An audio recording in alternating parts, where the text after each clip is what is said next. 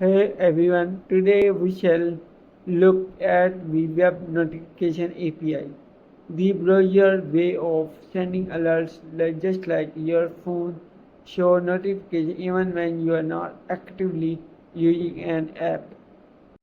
Web notification let website display messages even when you are on another tab.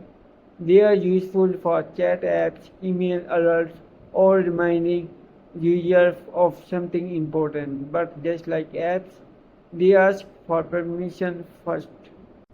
Think of it getting a text or an alert from your food delivery app.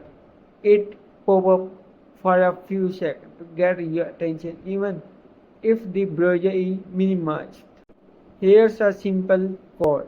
First you look for permission. If granted, you can create a new notification with the title, message or optional icon. And just like that, boom, a message appears on their screen.